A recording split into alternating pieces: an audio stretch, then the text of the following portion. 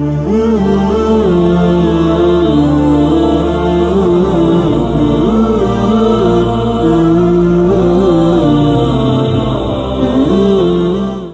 اللہ الرحمن الرحیم نحمده ونصلی علی رسوله الکریم اما بعد قال اللہ تعالی لقد کان لکم فی رسول اللہ اسوۃ حسنہ۔ میرے بھائیوں،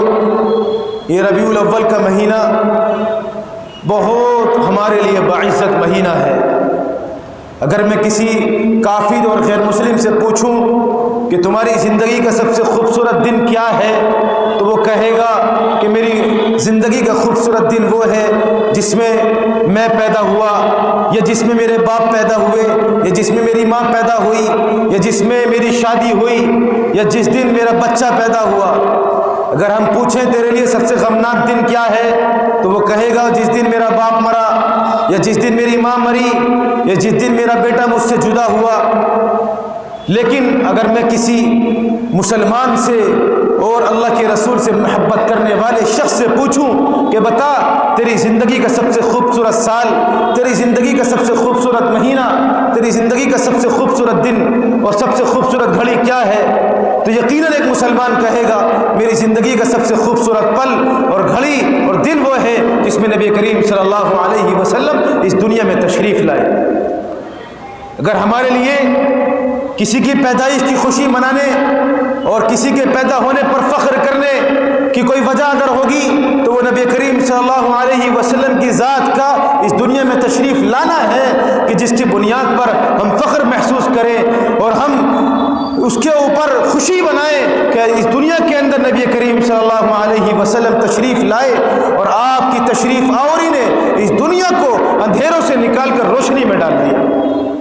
آپ کی ذات وہ ہے کہ جو پیر کی جوتی سمجھے جانے والی عورت کو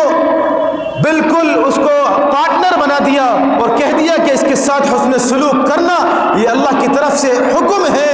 اور یہ تمہارے لیے سکون ہے۔ اتنا بڑا درجہ عورت کا بنا دیا۔ آج کے زمانے میں شیلٹر ہوم میں ڈالنے والے ماں باپ کو اللہ کے رسول صلی اللہ علیہ وسلم نے جو تعلیم دی، جو شریعت نے ہمیں سکھایا، وہ یہ کہ اپنے ماں باپ کو اف بھی نہیں کہنا، ان کے لیے کاندھوں کو جھکائے رکھنا، ان کی ہر بات کو سمع و طاعت کرنا اور ان کے لیے ہر وقت اپنے رحم شفقت کے ساتھ اور رحم دلی کے ساتھ ان کے سامنے پیش آنا۔ نبی کریم صلی اللہ علیہ وسلم کی ذات وہ ہے کہ جس نے یہ فرمایا کہ اگر پڑوسی تمہارا دشمن ہے، چاہے وہ تمہارا کافر پڑوسی تمہارا کافر ہے، مسلمان ہو یا کافر، دوست ہو یا دشمن، اگر وہ تمہارا پڑوسی ہے تمہیں اس کے ساتھ حسن سلوک کرنا ہے، تمہیں اس کے ساتھ اچھا معاملہ کرنا ہے۔ مسلمانوں کو بتایا کہ تم تکلیف دہ چیزوں کو راستوں سے، اماجگاہوں سے، سڑکوں سے ہٹاؤ، یہ تمہارا ایمانی حصہ ہے۔ وہ ذات ہے کہ جس نے معافی اور درگزر کر وہ ایسا نرالا اور ایسا کریمانہ انداز اور وہ طریقہ پیش کیا جو روئے زمین پر آج تک کوئی پیش نہیں کر سکا۔ اللہ کے رسول صلی اللہ علیہ وسلم،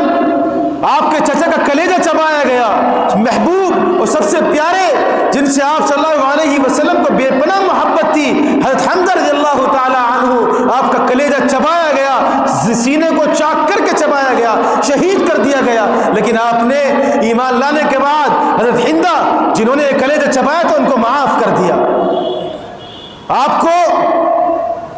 اپنے گھر کو، اپنے مادر وطن کو، اللہ کے گھر کو چھوڑنے پر مجبور کرنے والے کفار مکہ، ان کو آپ صلی اللہ علیہ وسلم جب مکے کو فتح کر کے داخل ہوئے سب کو معاف کر دیا اور سب سے کہا اذهبوا وانتم الطلقاء، جاؤ تم سب کے سب آزاد ہو۔ یہ ہے اللہ کے رسول صلی اللہ علیہ وسلم کا درس، جس نے ایسی انسانوں کی خدمت اور بے پناہ خدمت کرنے کے مواقع اور خدمت کرنے کے لوگوں کو جو احکامات دیے وہ پوری دنیا کے اندر کہیں نہیں پائے جاتے ہیں۔ میرے بھائیوں، یہ آپ صلی اللہ علیہ وسلم کی تعلیمات ہے، یہ آپ کا کردار ہے جو ہمیں یہ سکھاتا ہے کہ آپ نے صرف مسلمانوں کے ساتھ نہیں بلکہ اسلام کے دشمنوں کے ساتھ، غیر مسلموں کے ساتھ وہ راستے اور وہ چیزیں اپنائی جو پوری دنیا کے لیے مثال ہے، اور صرف اپنائی نہیں بلکہ مسلمانوں کو ترغیب بھی دی کہ وہ بھی ان پر عمل کریں۔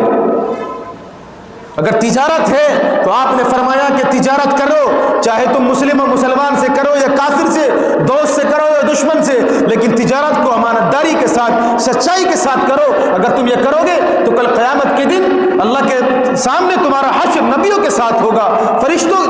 شہیدوں کے ساتھ ہوگا، نیکوں کے ساتھ ہوگا۔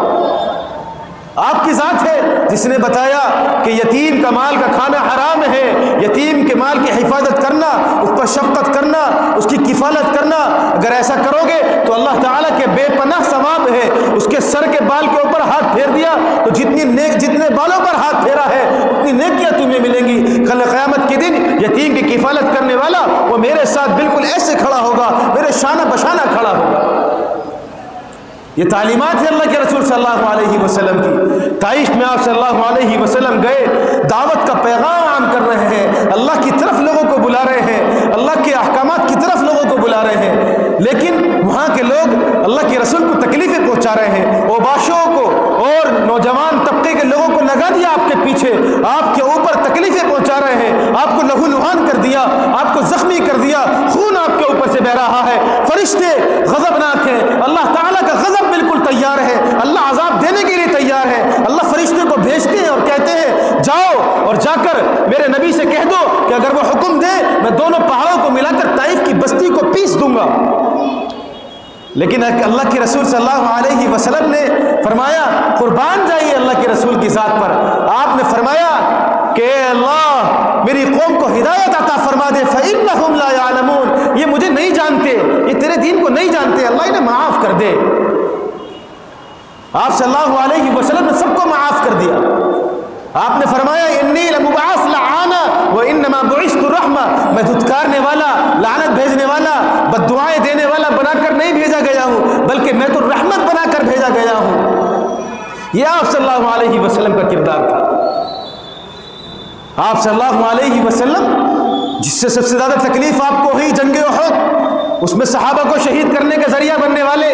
اور اسلام کی اور مسلمانوں کی ہار کا سبب بننے والے جب ایمان لے کر آتے ہیں تو آپ صلی اللہ علیہ وسلم ان کو اللہ تعالیٰ کی تلوار قرار دیتے ہیں۔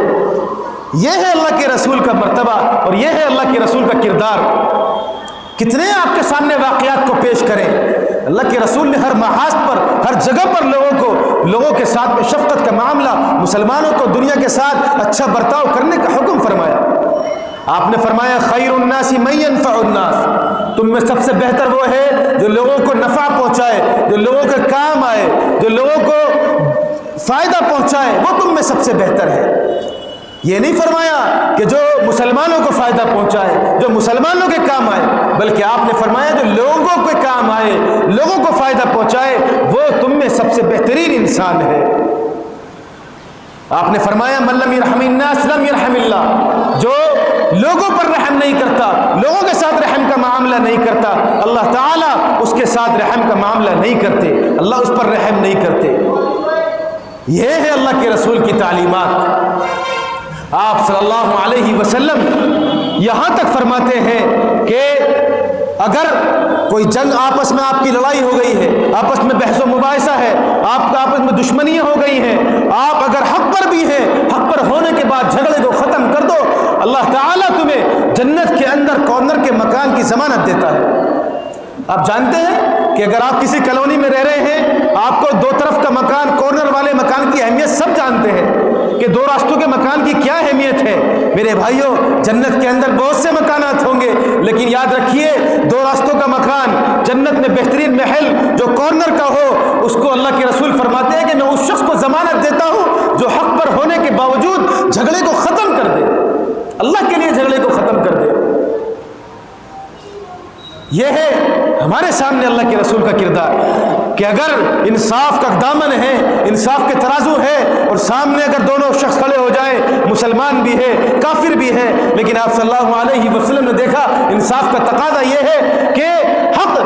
یہودی کے ساتھ ہے، حق کافر کے ساتھ ہے، تو آپ نے فیصلہ یہودی کے حق میں فرمایا، آپ نے مسلمان کو اس کی سزا سنا دی اور یہودی کے حق میں فیصلہ سنا دیا۔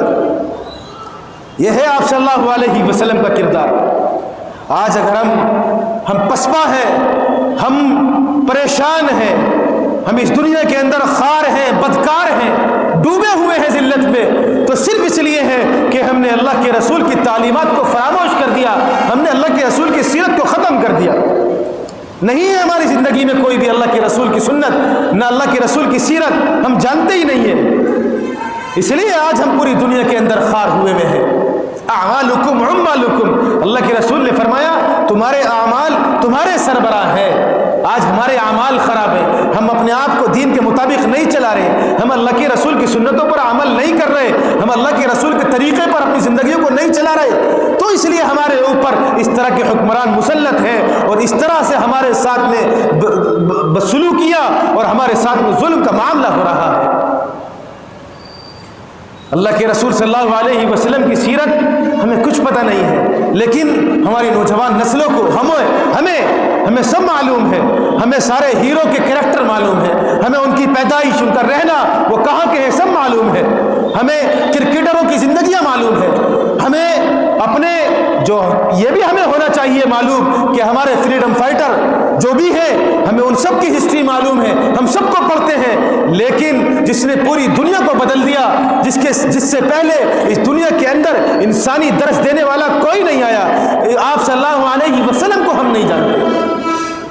ہم نے آپ کی سیرت کو نہیں پڑھا۔ میرے بھائیوں، جاؤ اٹھا کر پوری کتابیں چیک کر لو، تمام اوراق پر پلٹ دو تاریخ کے اور نکال کر دکھا دو کہ اللہ کے رسول سے پہلے کوئی تھا ایسا کہ جس نے اللہ کے رسول کی تعلیمات جیسی تعلیمات دی ہو، جس نے کہا ہو کہ راستے سے پتھر ہٹا دو، یہ ایمان کا حصہ ہے، جس نے کہا ہو پڑوسی تمہارا دشمن بھی ہے اس پر بھی ظلم نہیں کرنا ہے، کہ آپ صلی اللہ علیہ وسلم دشمن کو گلے لگا رہے ہیں، آپ کسی کو جو ہے سیف اللہ کا لقب دے رہے ہیں،